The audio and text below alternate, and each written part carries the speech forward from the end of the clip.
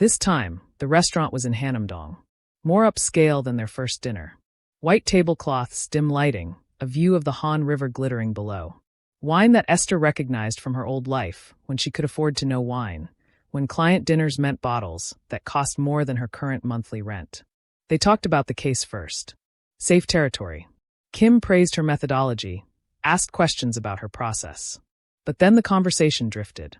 To her education at Korea University. To his childhood split between Seoul and Los Angeles. To the strange paths that had brought them both to this moment. "My father died when I was 19, Kim said, wine glass cradled in his hands. At a business meeting that wasn't really a business meeting. I inherited everything. The legitimate businesses, the complicated ones, the debts and alliances and enemies I didn't know existed. I'm sorry, Esther said, meaning it. It taught me something." He looked at her directly. "That power without purpose is just violence.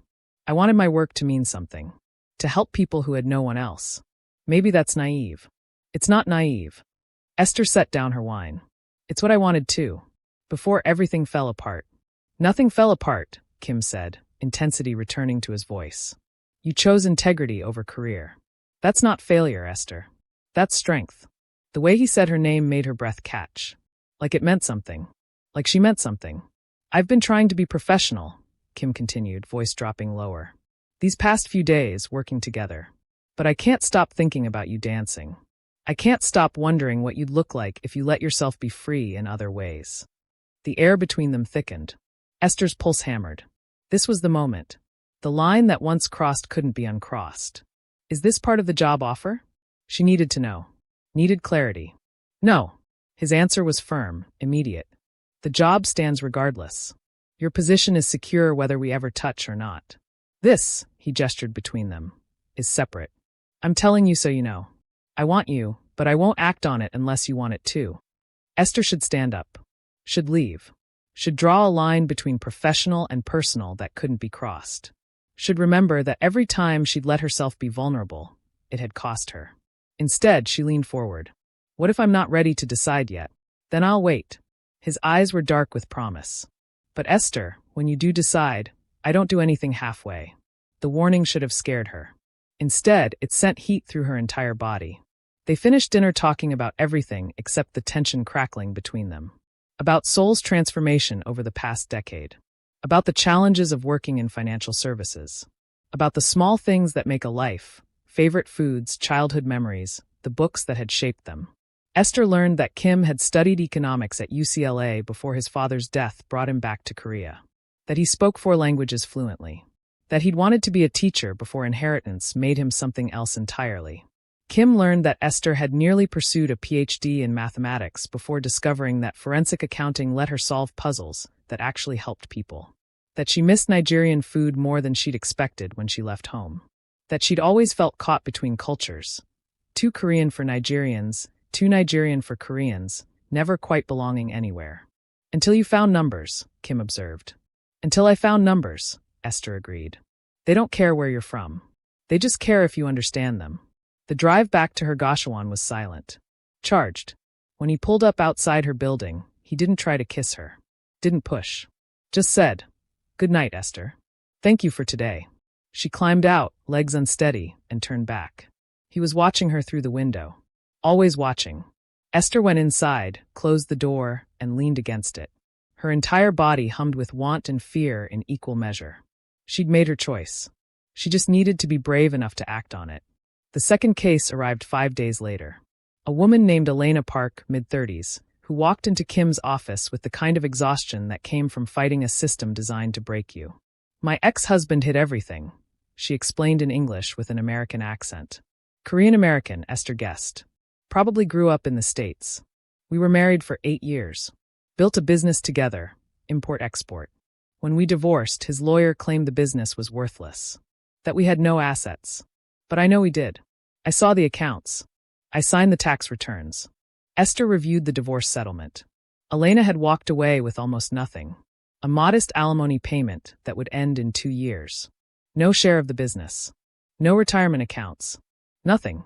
"Your lawyer didn't fight this?" Esther asked. Elena's laugh was bitter. "My lawyer was outmatched. My ex hired a firm that specializes in hiding assets for wealthy clients. They buried everything in corporate structures I couldn't afford to investigate. The judge said without proof, he had to accept the financial disclosure. But you think there's proof? I know there is. Elena pulled out her phone, showed them screenshots of bank statements from 2 years ago. I took these before he changed all the passwords. The accounts had over 800 million Korean wons won. Now his disclosure claims the business is 200 million Korean wons in debt. Esther felt anger spark in her chest. This was exactly the kind of case the legal system failed. Elena didn't have the resources to fight properly. Her ex-husband knew it and had weaponized his wealth against her. I can find it, Esther said. But I need you to understand, the methods I'll use won't be admissible in court. If I find hidden assets, we'll have proof, but you won't be able to present it legally. So what's the point? Kim leaned forward. The point is leverage. We find the assets, document everything, then approach your ex-husband privately. We give him a choice, restructure the settlement voluntarily, or we go public with what we found. Most people choose voluntary cooperation over public scandal. That sounds like blackmail. It's negotiation, Kim corrected. Aggressive negotiation using information he should have disclosed voluntarily. We're not creating false information. We're just finding what he deliberately hid. Elena looked between them. And if he refuses? Then we get creative, Kim said. But in my experience, men who hide assets are fundamentally cowards. They count on their victims not having resources to fight back. The moment someone actually fights, they fold. Elena's hands trembled slightly. How much will this cost? Nothing up front, Esther said before Kim could answer. We work on contingency. If we recover assets, we take a percentage. If we don't find anything, you owe us nothing. Kim glanced at her, surprise then approval. They hadn't discussed terms, but Esther understood instinctively. Elena didn't have money for retainers. The whole point was helping people who couldn't afford traditional help. Okay, Elena said. Do it. Find what he stole from me. The investigation took 3 weeks. 3 weeks of Esther diving deeper into corporate structures than she'd gone since the Hansung case. 3 weeks of tracing money through shell companies and offshore accounts and nominee directors. 3 weeks of working late nights in her small office, Kim often working beside her on his own cases, both of them existing in comfortable silence broken only by occasional questions. Why a Cayman Islands holding company for a Seoul-based import business? Kim would ask, and Esther would explain the tax advantages, the privacy protections, the ways wealthy people shielded assets from scrutiny. Why route payments through Singapore first? Esther would wonder aloud, and Kim would outline the regulatory arbitrage, the banking secrecy laws, the deliberate complexity designed to discourage investigation. They were teaching each other, building a shared language, becoming partners in more than just name. On the 14th night, working past midnight, Esther found it. A series of transactions that led to a private investment account in Elena's ex-husband's name. 1.2 billion Korean wons won. Not the 800 million Korean wons Elena remembered, but more. He'd been hiding money even during the marriage. Got you, Esther whispered. Kim looked up from his laptop. Show me. She walked him through the chain of evidence. From the business account to a shell company in Delaware. From Delaware to a trust in Singapore. From Singapore to a private wealth management account in Hong Kong. Every step documented, every transaction traced, every attempt at concealment unraveled. You're brilliant, Kim said, not for the first time. But this time, something in his voice was different. Rougher. More personal. Esther turned to find him closer than she'd realized. Close enough to see the gold flecks in his dark eyes. Close enough to feel the heat radiating from his body. Kim, I'm trying to be patient, he said quietly. Trying to give you space to decide. But Esther, you have to know. Every time you solve a case like this, every time I watch your mind work, every time you look at me like you're looking at me right now, it gets harder. What gets harder? Not touching you. The words hung between them. Esther's breath caught. They were alone in the office. It was past midnight. The city spread below them, indifferent to whatever choice she was about to make. Then stop trying, she whispered. Kim's control snapped. He closed the distance between them, one hand cupping her face, the other sliding into her hair. The kiss was hungry, urgent, months of tension releasing in a single point of contact. Esther kissed back with equal desperation. Her hands fisted in his shirt, pulling him closer. She'd forgotten what this felt like, wanting someone, being wanted, feeling alive in her own skin. When they finally broke apart, both breathing hard, Kim pressed his forehead to hers. "Come home with me," he said. "Not to my office. Home. Let me show you what I mean when I say I don't do anything halfway." Esther should think about this. Should consider the implications, the complications, the ways this could destroy the professional partnership they were building. Instead, she said, yes. Kim's apartment was in Hanamdong, top floor of a building overlooking the Han River. Modern, minimalist, expensive in a way that didn't need to announce itself. Floor-to-ceiling windows. Dark wood floors. Art that Esther suspected was original, not prints. But she barely noticed the space. Because the moment the door closed behind them, Kim was kissing her again. Backing her against the wall, his body pressed against hers, his hands mapping her curves with deliberate attention. "Tell me to stop," he murmured against her neck. "If you want me to stop, tell me now." "Don't stop," Esther breathed. He didn't. They shed clothes between kisses. Her blouse. His shirt. Barriers removed until there was just skin and heat and want. Kim's hands were everywhere, reverent and possessive at once, learning what made her gasp, what made her arch against him. He lifted her, and she wrapped her legs around his waist. He carried her to the bedroom, laid her down on sheets that were probably more expensive than everything she owned. "Look at me," he said, hovering above her. "I want to see you." Esther met his eyes. Those dark eyes that had watched her dance. That had seen her break down financial structures. That were now watching her with an intensity that should have frightened her, but instead made her feel powerful. When they came together, it was perfect and imperfect at once. Urgent and tender. Bodies learning each other, finding rhythm, building towards something that felt inevitable. After, lying tangled in his sheets, Esther felt tears prick her eyes. Not from sadness. From relief. For 3 years she'd been numb. Hidden. Convinced she didn't deserve to feel anything good. Kim's arm tightened around her. "Stay," he said. "Not just tonight. Stay." "I don't know if I can do this," Esther admitted. Mixing professional and personal. "Last time I let myself be vulnerable at work, it destroyed me." "I'm not Director Han," Kim said firmly.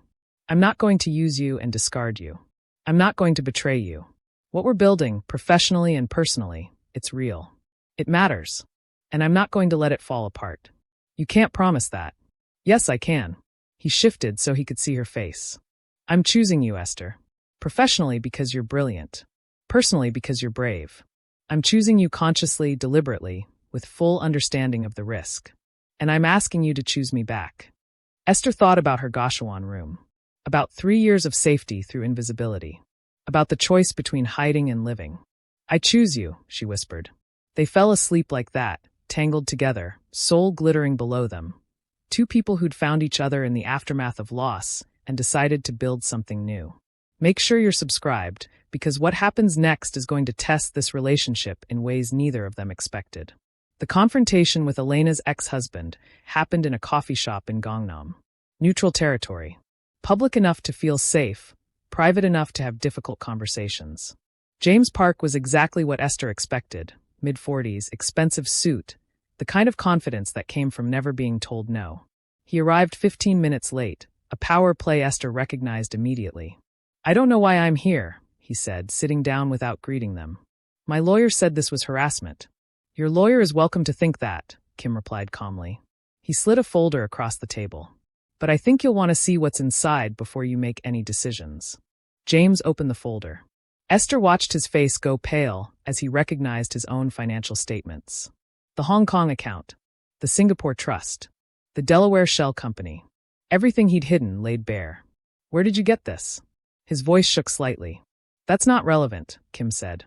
"What's relevant is that your divorce settlement was based on fraudulent financial disclosure.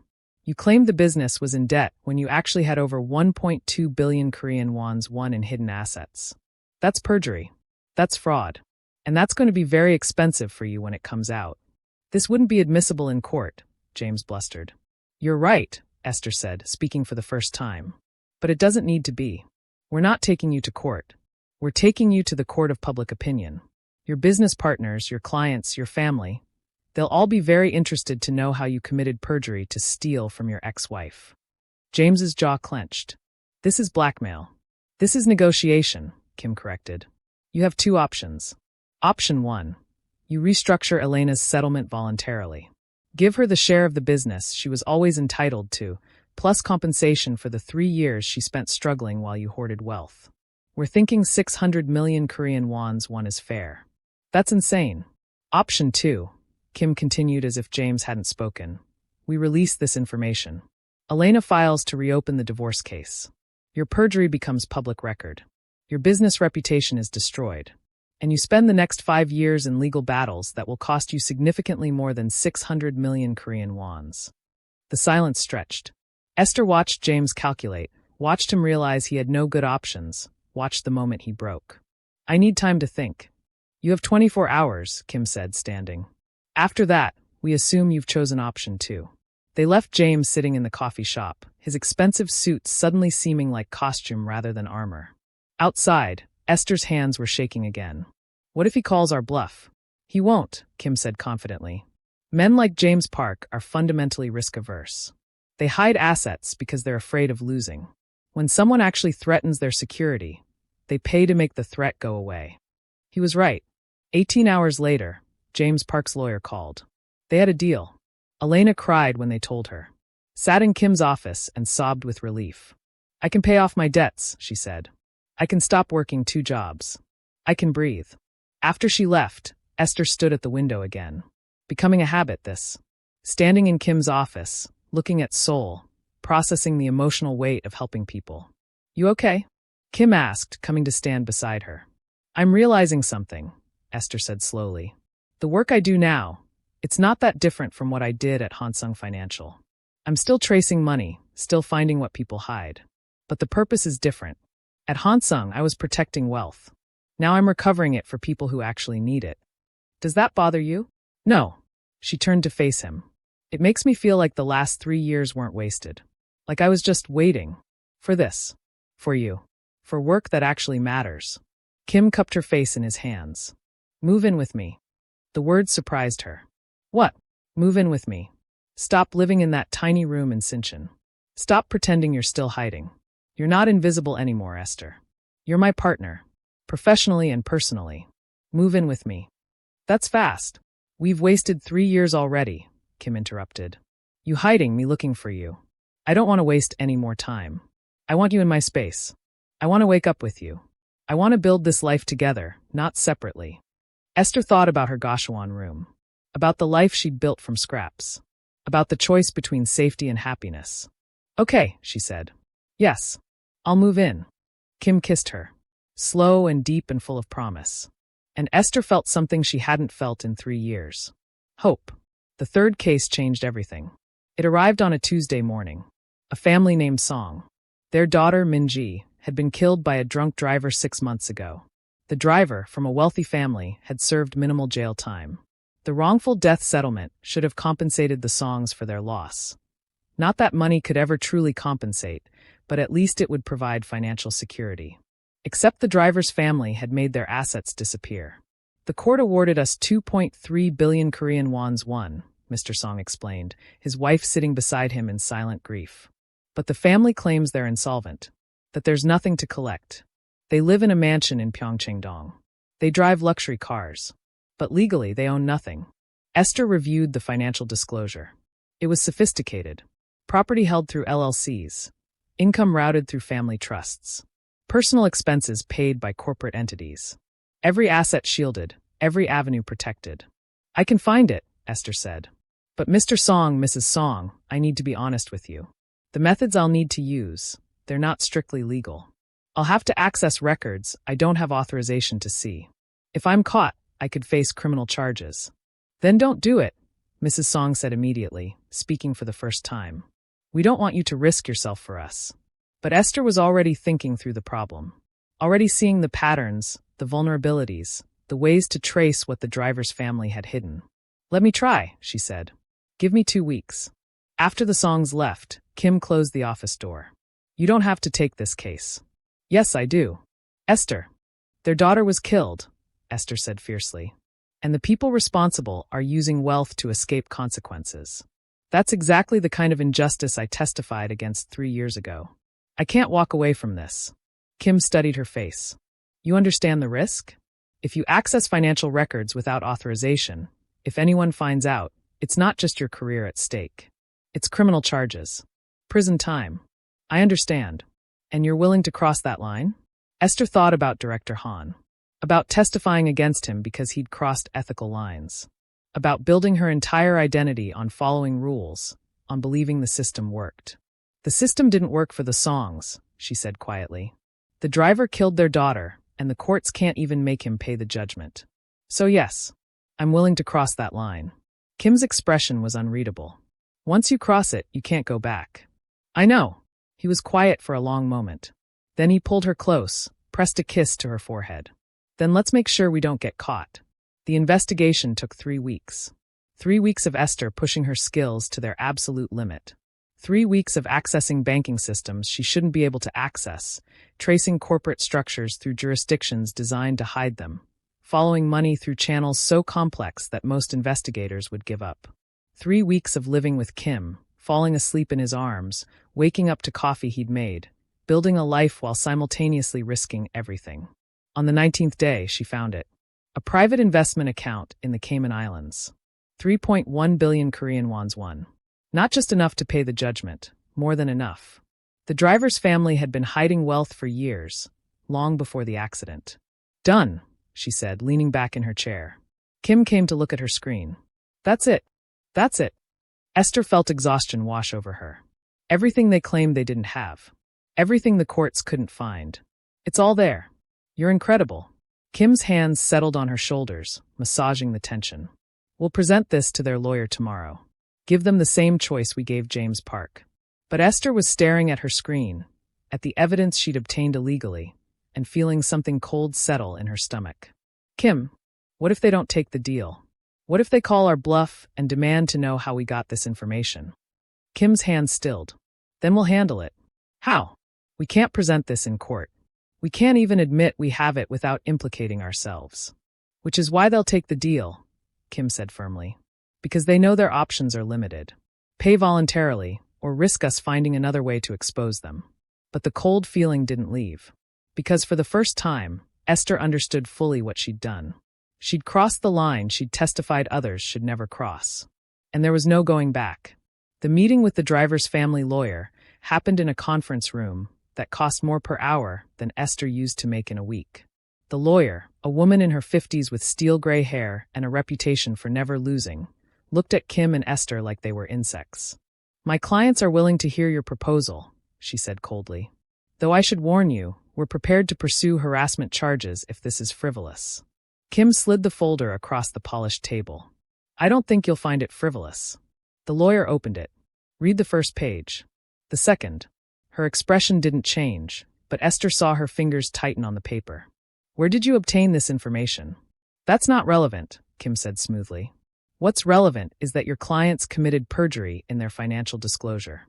They claimed insolvency while hiding 3.1 billion Korean wons won offshore. That's fraud. That's obstruction of justice. And that's going to be very expensive when it becomes public. This evidence wouldn't be admissible. We're not going to court, Esther interrupted. We're going to the media. We're going to every news outlet that covered Min Ji-song's death. We're going to show them exactly how a wealthy family used corporate structures to escape accountability for killing a young woman. The lawyer's jaw tightened. That's extortion. That's justice, Kim corrected. Your clients have 48 hours. Pay the full judgment plus punitive damages.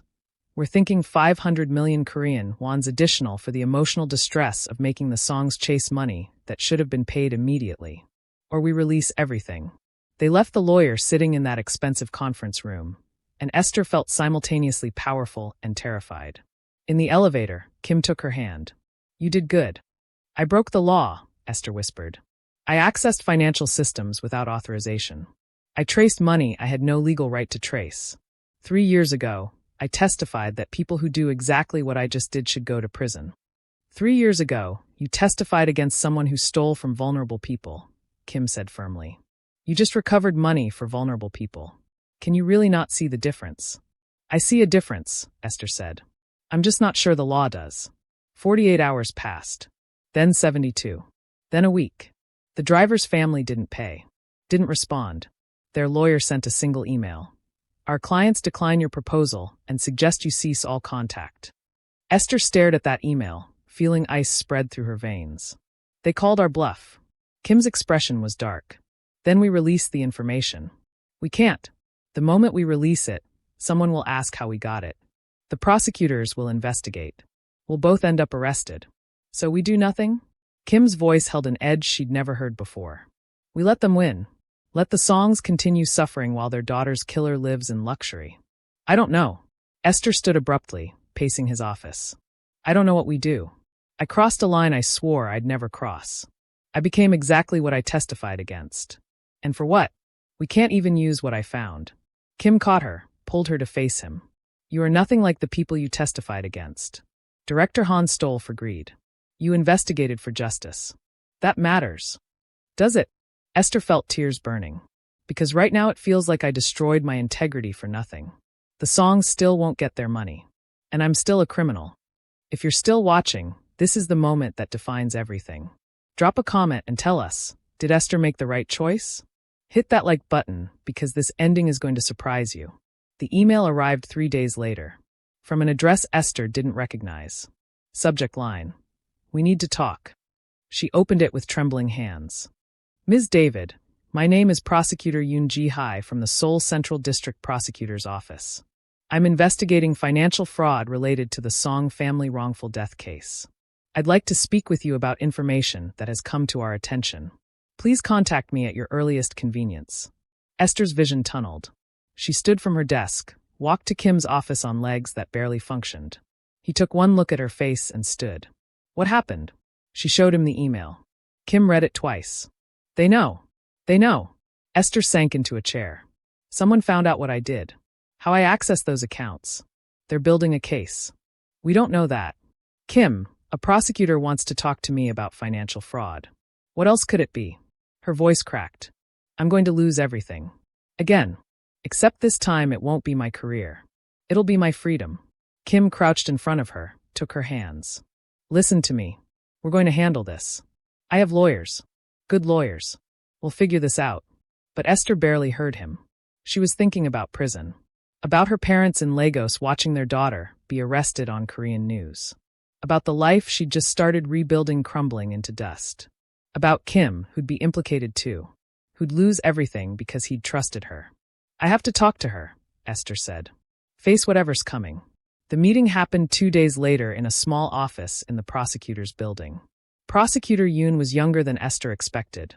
Maybe 40, with intelligent eyes and an expression that gave nothing away. Thank you for coming, she said, gesturing to a chair. I know this must be concerning. You're investigating me for financial fraud, Esther said flatly. No point in pretending. You might as well tell me what you know. Prosecutor Yoon smiled faintly. I'm not investigating you, Ms. David. I'm investigating the driver's family in the Song case. And I was hoping you might help me. Esther blinked. What? I've been building a case against the Park family for 2 years, Prosecutor Yoon explained. Tax fraud, perjury in civil proceedings, obstruction of justice. But they're very good at hiding their assets. Very good at using corporate structures to shield themselves. She paused. Until someone traced those structures back to a Cayman Islands account. Someone brilliant enough to see patterns my entire team missed. Understanding dawned slowly. You want to know how I found it? I want to know if you'd be willing to consult on my investigation, Prosecutor Yoon corrected. Officially, as an expert witness. I can't use evidence obtained illegally, but if you could show my team how to obtain the same information through legal channels, we could build a case that would actually hold up in court. Esther's heart hammered. You're not arresting me? Why would I arrest you? Prosecutor Yoon looked genuinely confused. You helped expose massive fraud. Yes, your methods were questionable. But your instincts were right. The Park family has been committing crimes for years. You just found proof everyone else missed. But I accessed financial systems without authorization. And I'm choosing not to investigate how you did that, Prosecutor Yoon said firmly. Because prosecuting you would mean the Park family gets away with everything. I'd rather have you helping me build a legitimate case than sitting in a cell while they continue hiding assets. Esther felt tears streaming down her face. Relief so intense it hurt. The songs, she managed. Will they get their money? If you help me, yes. We'll seize the offshore accounts, recover everything the Parks hid, and the songs will get everyone their owed. Prosecutor Yoon leaned forward. Ms. David, I read about the Hansung case. I know what you sacrificed to expose corruption. I'm offering you a chance to do it again, but this time, with the system supporting you instead of punishing you. Esther worked with Prosecutor Yoon's team for 3 months. Showed them how to trace corporate structures, how to request information from foreign banks through proper legal channels, how to build cases that would survive scrutiny. It was slower than her illegal methods. More complicated. But it was legitimate. And it worked. The Park family was indicted on 17 counts of fraud. Their assets were seized. The songs received their full judgment plus additional compensation for delay.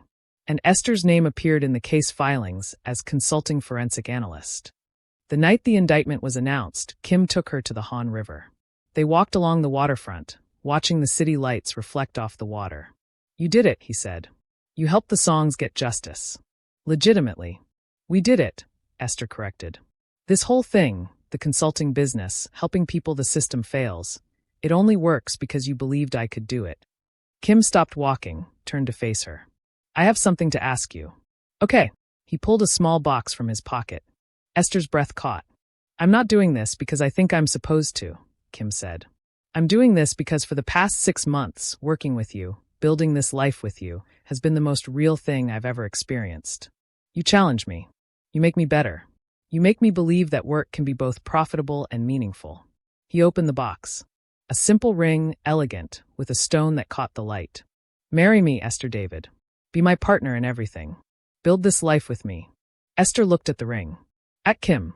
At the city spread out behind them, Seoul, where she'd been born, where she'd lost everything, where she'd found it again. Yes, she whispered. Yes, I'll marry you. He slid the ring onto her finger, kissed her while the Han River flowed past, indifferent and eternal. 6 months later, David and Kim Consulting occupied 3 floors of a building in Gangnam. They had 12 employees. Cases ranging from simple asset traces to complex international fraud investigations. A reputation for getting results traditional investigators couldn't achieve. Esther stood in the main conference room, watching her team work.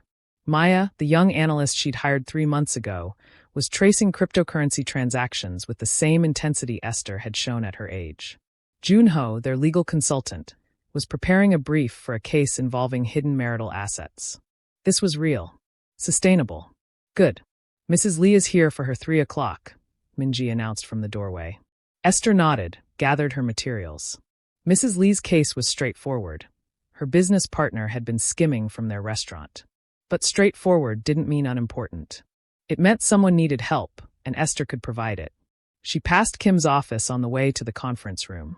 He was on a call, but he looked up, caught her eye, smiled. The ring on her left hand caught the light. In 3 weeks, they'd be married. Small ceremony. Just close friends and family. Esther's parents were flying in from Lagos. Kim's mother from Los Angeles. The songs would be there. They'd become something like family over the months of working on their case. And Director Han would be there too. He'd been released from prison 2 months ago, after serving 5 years of his sentence. He'd reached out to Esther, apologized properly, asked if they could talk. They'd met for coffee, and he'd told her about his prison education program, about studying to become a counselor, about wanting to help people instead of stealing from them. I'm proud of what you built, he'd said. You took the skills I taught you and used them the right way. The way I should have. Now he worked at a nonprofit, helping low-income families with tax preparation and financial literacy. Legitimate work. Honest work. The kind of work that mattered. Redemption, Esther had learned, wasn't about erasing the past. It was about building something better from the wreckage. Mrs. Lee was waiting in the conference room, nervous hands clutching a folder of receipts. Thank you for seeing me, she said in Korean. I don't have much money. You don't pay unless we recover something, Esther assured her, sliding into her chair. Now, tell me about your business partner. Tell me everything.